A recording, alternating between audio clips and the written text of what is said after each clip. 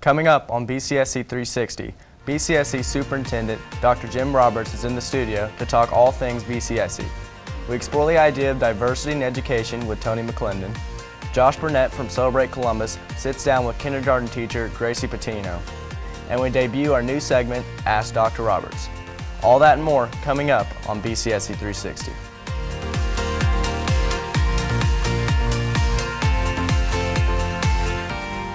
Hello and welcome to the Columbus East Television Studio and the premiere of BCSC 360. I'm your host, Columbus East Junior, Zach Pierce, and alongside me is the Superintendent of the Bartholomew Consolidated School Corporation, Dr. Jim Roberts. Zach. Dr. Roberts, thank you for being with us today. You're welcome, Zach. I'm very excited to be here and ready for this second show for our 2017-2018 school year, and I'm particularly excited about the change in name from BCSC in Action last year to BCSC 360, as it accurately reflects our intent to share information about our school corporation from all angles. Additionally, I'm eagerly anticipating our audience's reaction to our show, as I think they will be very excited about the variety that we're going to bring to the show this particular school year. Thank you. About the school year, could you tell us how that's going so far? It's going very well. We had a smooth start way back, it seems like way back now, on August the 2nd.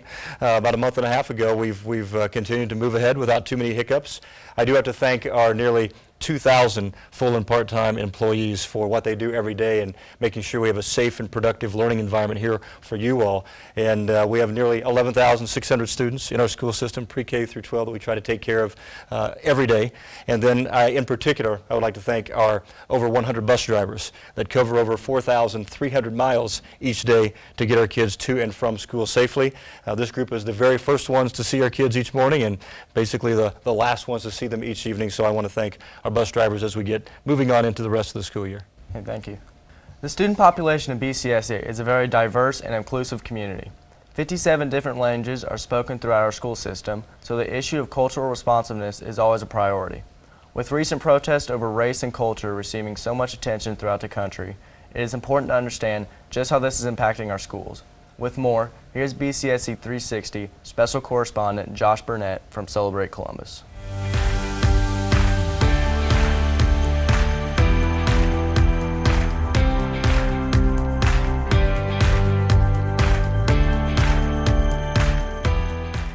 Tony, what does it mean to be the Director of Multicultural Diversity in BCSC? Well, number one, I have to give praise to the school system for even instituting this type of position. BCSC is unique. It's one of the most diverse school systems in the state. There are some 59 different languages spoken within this school system. And that's very unique. So there's some 59 different cultures that are being represented in this beautiful mosaic that makes up the 12,000 students and all of the teachers that teach within BCSC.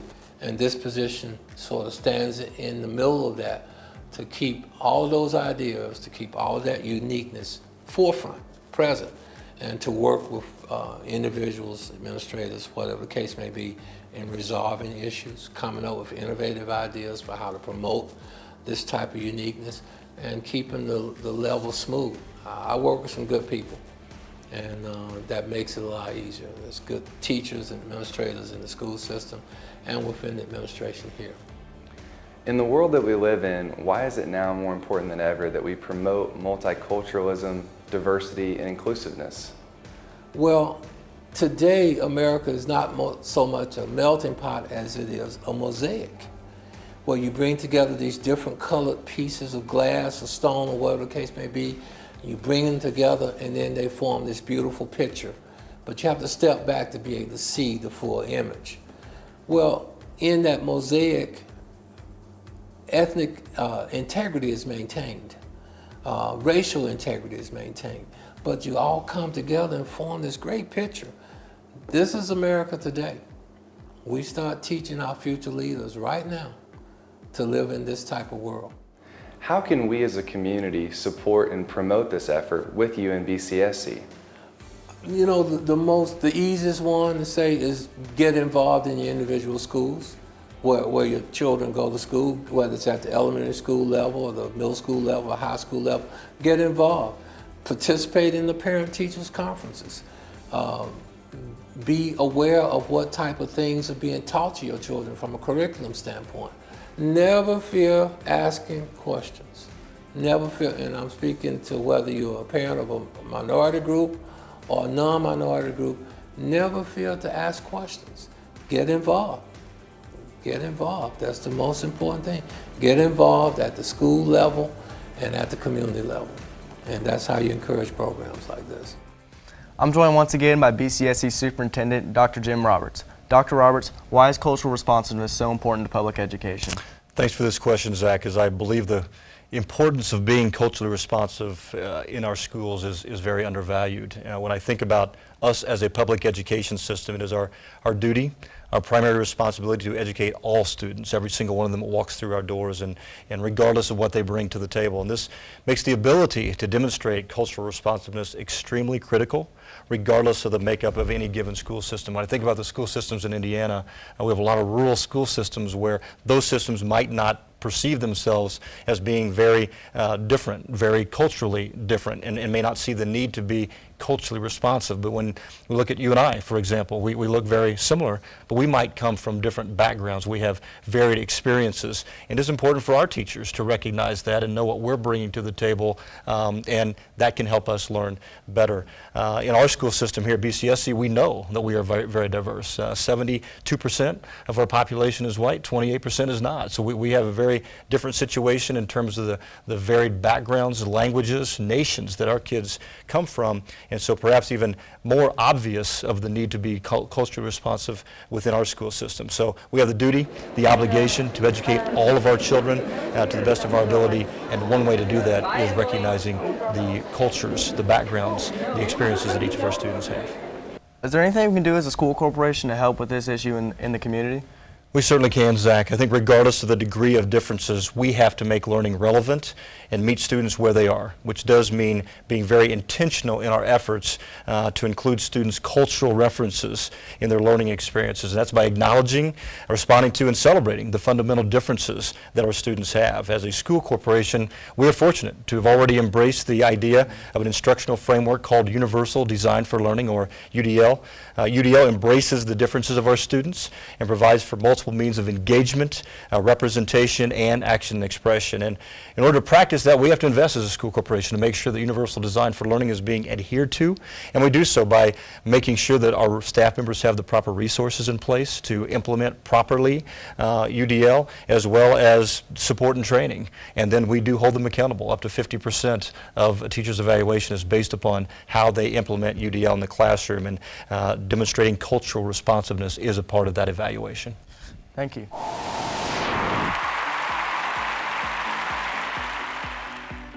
Our school spotlight this month shines on Clifty Creek Elementary School. Clifty Creek Elementary School serves nearly 550 students from pre-K through 6th grade. It was built in 1982 by Pritzker Award-winning architect Richard Meyer. Meyer says his inspiration for the building was a cruise ship. It is named after Clifty Creek, which runs along the north and west sides of the school. Principal Michael Parsons heads a staff of over 100 people, including 38 full-time certified teachers. Clifty Creek embraces diversity as its student population consists of 63% white, 24% Hispanic, 6% multiracial, 5% Asian, and 2% black students. The school colors are blue and silver, and Clifty Creek is the home of the Cougars. Clifty Creek's motto is, "Changing lives, it's what we do."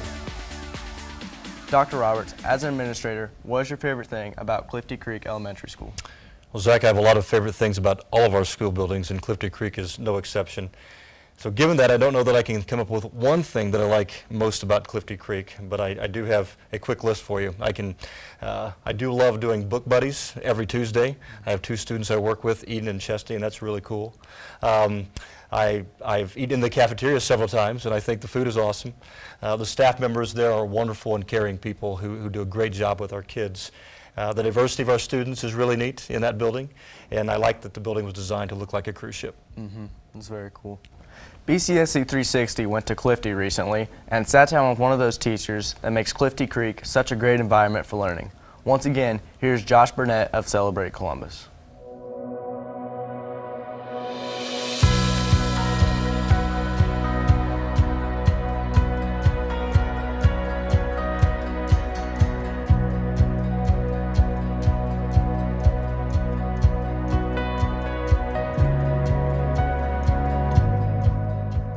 I arrived to Columbus, Indiana whenever I was in 2nd grade. I attended Audrey Elementary, and then I went to Southside Elementary, continued on to Central Middle School, Columbus North High School, and then I decided to stay here and I attended IUPUC as a college student. The two-way immersion pathway is coming, and it's very exciting. I'm just so thrilled to be part of the team and be a kindergarten teacher for my 2nd year, but also teaching in Spanish, which is something I love. I was teaching over the summer, I was teaching in a summer school at Shelbyville, and I was using that bilingualism, using that Spanish and English teaching techniques, and I loved it. I absolutely loved it. I could just switch from language to language, and it was absolutely wonderful just seeing how my students would connect with me and would realize, oh, she speaks Spanish, and it's so amazing how I can connect with her and speak with her, and language is not a barrier. So the two-way immersion is absolutely incredible and just amazing in everything that it'll do for our students. Whenever I was in 4th grade at Southside Elementary, Mrs. Beasley was my teacher, and she allowed all of her friends who were from Brazil, from China, Japan, from Mexico, she allowed our parents and our family members to come in and speak our native language. So my mom came in, we read a book in Spanish and English, and I was the expert. I was the one who was learning about, teaching my friends about Spanish and English, and they were amazed to see how and hear how I could transfer from one language to the other really quickly, and just bringing that into the plate was truly amazing and beautiful. And I can see that with my students now. I allow them to speak in Spanish, and I allow them to learn different words in Spanish. We have done Go Noodles where they say namaste, they say bonjour, they do all these different languages, and they're like, oh my, this is French, this is Chinese, this is Japanese, this is Spanish. They are identifying these languages, and that is what our community is. It's growing diverse, it's very diverse, and it's growing immensely, and just allowing our students to make that connection from the classroom, from their home, and the community. I met with high schoolers a couple weeks back, and we were talking about education.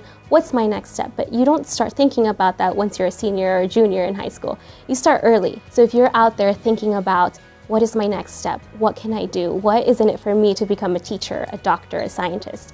Well, let me tell you, by being a teacher, you can be that lawyer, you can be that doctor for a student, you can be a scientist for that student, you will be everything for that student, and you will be able to make a greater impact.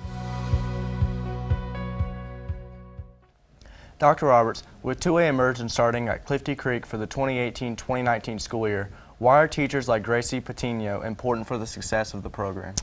We are fortunate, Zach, to have been able to recruit Gracie to our school system. She is an extremely talented individual who is already doing awesome things for us at Clifty Creek. With our two-way immersion program, it is critical to bring teachers like Gracie to us because we are looking for native Spanish speakers. It's important to have a native Spanish speaker in a classroom while teaching a two-way immersion program. We do plan to start our program next year, 2018-19, with 4 classes, 2 in pre-K, 2 in kindergarten, and so we need to have a native Spanish speaker in each of those classes. So we'll be looking for 4 teachers to place in there, and then each year thereafter, we're adding 2 more classes into the system. So pre-K and K next year, the following year grade 1 will be added, and then grade 2 all the way until we have completed grade 6 at Clifty Creek. So as we look to add teachers, we're going to be searching for native Spanish speakers, and it's our hope even here in our school system right now, we might have some kids who are in school looking to see what they want to do in the future, and they look ahead and say, gosh, at BCSC there's an opportunity as a Spanish speaker for me to come back to the school system and teach in that two-way immersion program. But additionally, Gracie and others that we will hire to help in our two-way immersion program help us with better meeting the needs of our students overall. We have a diverse student population, 72% white, but we have a not very diverse teacher population, 98% white. And we need to do a better job of making sure that the diversity of our teaching population matches the diversity of our student population. And if we're able to do that, we'll do a better job educating our kids. Thank you. What are your hopes for the future of two-way immersion at BCSC? It's my hope that we will be successful in developing bilingual and biliterate students at Clifty Creek. Kids who will be able to leave there, go into middle school and then high school, and be able to fluently speak and read both whatever language they came into the classroom with, that be that English or some other language, and specifically then Spanish.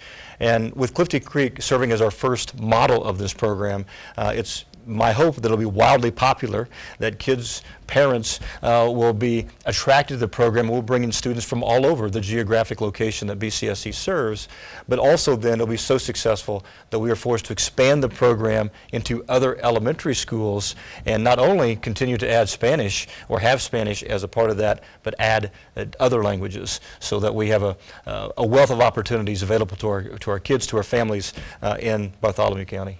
Okay, Dr. Roberts, this show has been packed. So we've only got time for one question on our Ask Dr. Roberts segment. Are you ready? I'm ready.